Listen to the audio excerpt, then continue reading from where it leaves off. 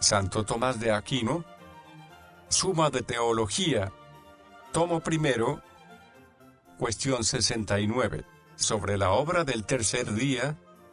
Ahora hay que tratar lo referente a la obra del tercer día. Esta cuestión plantea y exige respuesta a dos problemas. 1. La acumulación de aguas. 2. La producción de plantas. Artículo 1. ¿Eso no es correcto decir que la acumulación de aguas fue hecha en el tercer día? Objeciones por las que parece que no es correcto decir que la acumulación de aguas fue hecha el tercer día.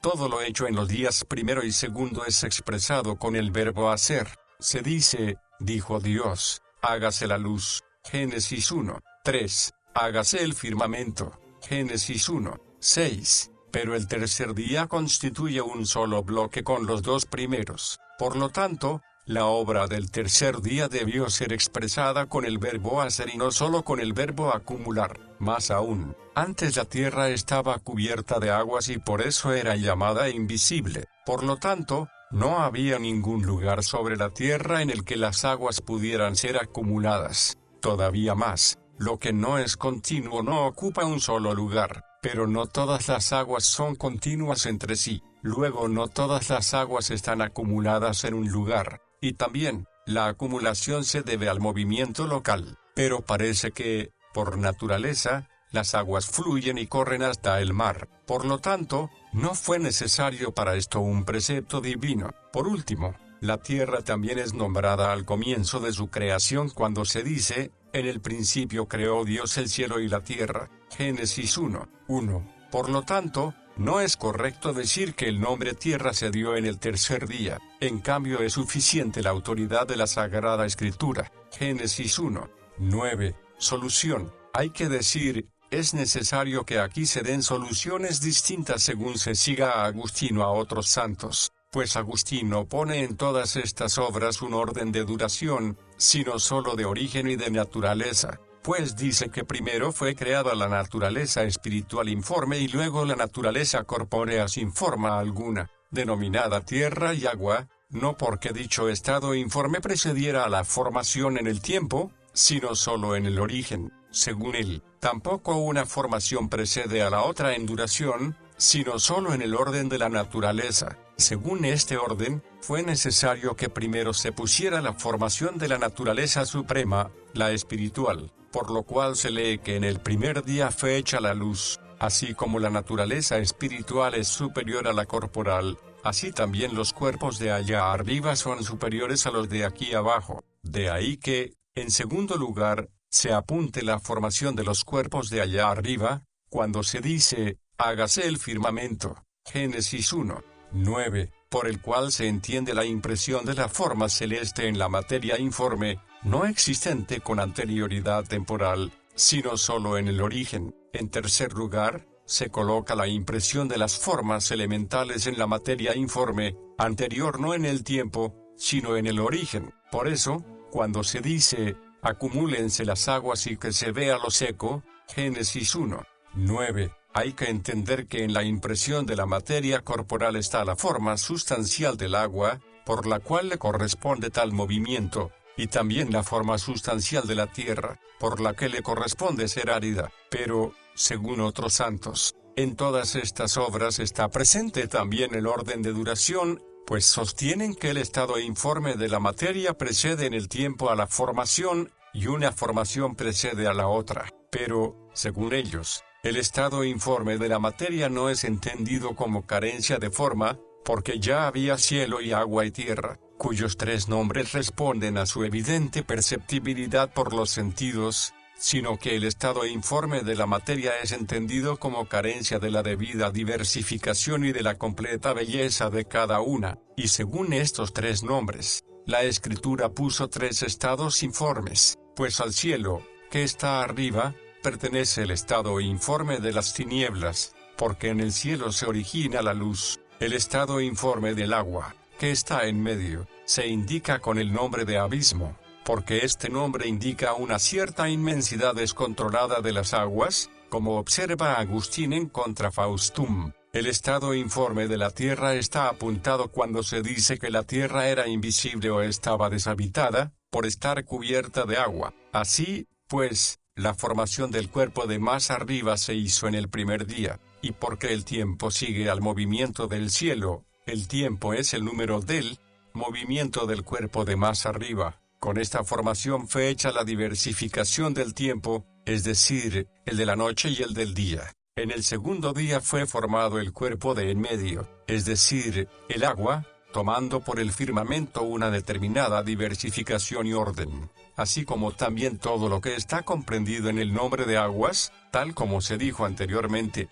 En el tercer día fue formado el último cuerpo, es decir, la tierra, al quedar libre de las aguas que la cubrían. Así se hizo la diversificación en la parte más baja y que es llamada tierra y mar. Por eso, es bastante congruente que, así como el estado informe de la Tierra había sido expresado diciendo que la Tierra era invisible o deshabitada, así también está expresada su formación diciendo, y apareció seca. Respuesta a las objeciones. A la primera hay que decir, según Agustín, en la obra del tercer día la Escritura no utiliza como en los días anteriores el verbo hacer, para demostrar que las formas superiores, es decir, las formas espirituales de los ángeles y las de los cuerpos celestes son perfectas y estables en su ser, mientras que las formas de los cuerpos de aquí abajo son imperfectas y mutables. Así, con la acumulación de las aguas y la aparición de lo seco, se indica la impresión de tales formas, pues el agua es inconsistentemente fluida, la tierra firmemente estable, como dice. Según otros, la obra del tercer día es perfecta solo en cuanto al movimiento local, y, así, no fue necesario que la Escritura usara el verbo hacer. A la segunda hay que decir, la respuesta viene dada por Agustín, porque no es necesario decir que la tierra primero estaba cubierta de aguas y después las aguas fueron acumuladas, sino que fueron producidas en tal acumulación, según otros, y como observa el mismo Agustín. La respuesta es triple. Una, que las aguas son elevadas a un lugar más alto en el que son acumuladas, pues que el mar es más alto que la tierra se comprobó experimentalmente en el Mar Rojo, como dice Basilio. 2. Que se diga que el agua vaporizada, como la niebla, cubría las tierras, densificándose con la acumulación. 3. Que se diga que la tierra pudo tener algunas partes cóncavas en las cuales desembocaron las aguas. De estas tres respuestas, la primera es la más probable. A la tercera hay que decir, todas las aguas tienen un destino, el mar, en el que confluyen a través de caminos visibles u ocultos. Por eso se dice que las aguas se acumulan en un lugar, o se dice un lugar, no en cuanto tal, sino por comparación al lugar de la tierra seca, cuyo sentido es, se acumulen las aguas en un lugar, esto es, fuera de la tierra seca, pues para indicar la pluralidad de lugares de agua, añade, las acumulaciones de agua las llamó mares. A la cuarta hay que decir, el mandato de Dios da a los cuerpos el movimiento natural. Por eso se dice, Salmo 148, 8, que con sus movimientos naturales cumplen su palabra, o puede decirse que sería natural que el agua se extendiese por doquier alrededor de la tierra, como está el aire alrededor del agua y de la tierra, pero, por necesidad del fin, es decir, para que sobre la tierra hubiera animales y plantas, fue necesario que una parte de la tierra se viera libre de aguas. Esto algunos filósofos lo atribuyen a la acción del sol, por los vapores que secan la tierra, pero la Sagrada Escritura atribuye esto al poder divino, no solo en el Génesis sino también en Job 38, 10, donde de la persona del Señor se dice, rodee el mar poniéndole límites, y en Jeremías 5, 22, dice el Señor, no me temeréis a mí que con la arena delimite el mar. A la quinta hay que decir, según Agustín, por tierra, de la que se hablaba antes, se entiende la materia prima, ahora se entiende el mismo elemento de la tierra, o puede decirse, según Basilio que antes se llamaba a la tierra por su naturaleza, y ahora se la llama por su principal propiedad, la aridez. Por eso se dice, a la parte árida la llamó tierra, o puede decirse, según Rabí Moisés, que siempre que se dice llamó, se indica un nombre equívoco. Por eso, antes se ha dicho que llamó a la luz día, porque también se llama día al espacio de 24 horas, al decir, el día primero se hizo la tarde y la mañana. Igualmente, se dice que al firmamento, esto es, al aire, lo llamó cielo, porque también se llama cielo a lo primero que fue creado. Igualmente aquí se dice que seca, esto es, aquella parte libre de aguas, la llamó tierra, en cuanto que se distingue del mar, aun cuando con el nombre tierra en general se indica tanto la parte cubierta de agua como la libre de aguas. Siempre que se dice llamó hay que entender, dio la naturaleza o la propiedad para que pueda ser llamada así. Artículo 2. ¿Eso no es correcto colocar en el tercer día la producción de plantas? Objeciones por las que parece que no es correcto colocar en el tercer día la producción de plantas.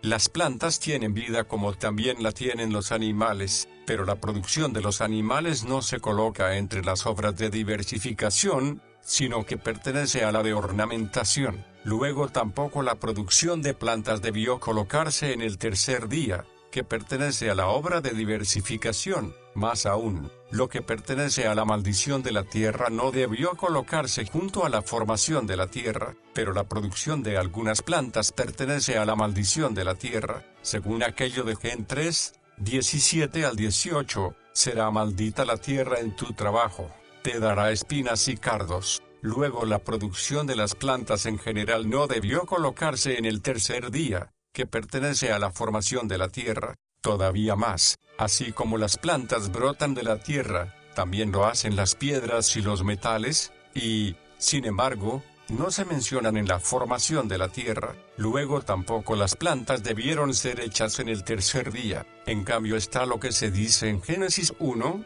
2, produjo la tierra hierba verde, y se añade, hubo tarde y hubo mañana, el día tercero. Solución, hay que decir, como se indicó anteriormente, en el tercer día desapareció el estado informe de la tierra. Dicho estado se describía de dos maneras. Una, diciendo que la tierra era invisible o deshabitada, porque estaba cubierta de aguas. Otra, diciendo que estaba sin componer o vacía, esto es, que no tenía una ornamentación adecuada como la que le viene de las plantas con las que está revestida. En ambos aspectos desapareció el estado informe de la tierra en este tercer día. Primero, con la acumulación de aguas en un lugar, apareciendo la tierra seca. Segundo, con la producción de hierba verde. Sin embargo, con respecto a la producción de plantas opinan de forma distinta Agustín y los demás, pues estos dicen que las plantas fueron producidas con sus especies en este tercer día según el sentido literal del texto. Por su parte, Agustín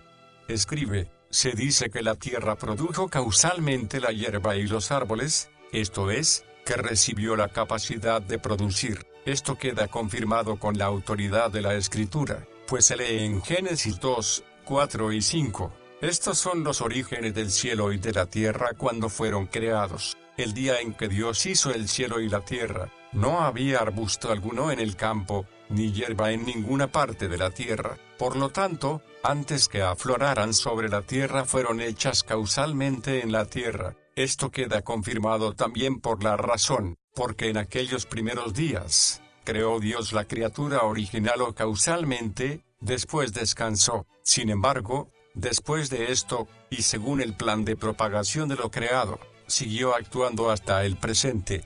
Juan 5, 17. Producir plantas es algo que pertenece a la obra de propagación. Por lo tanto, en el tercer día no se produjeron las plantas en acto, sino solo causalmente, aun cuando, según otros, pueda decirse que la primera institución de las especies pertenece a la obra de los 6 días. La producción a partir de las primeras especies instituidas pertenece a la propagación de las cosas. Y esto es lo que dice la Escritura, antes de que apareciera sobre la tierra, o antes de que germinara, es decir, antes de que de semejantes surgieran semejantes, como observamos que ahora se hace por la siembra. Por eso recalca la Escritura, que la tierra germine hierba verde con semilla, pues las especies de las plantas fueron producidas de manera perfecta, y de sus semillas surgían otras. No es el momento de discutir dónde tienen su fuerza germinativa, si en la raíz, en el tronco, en el fruto. Respuesta a las objeciones.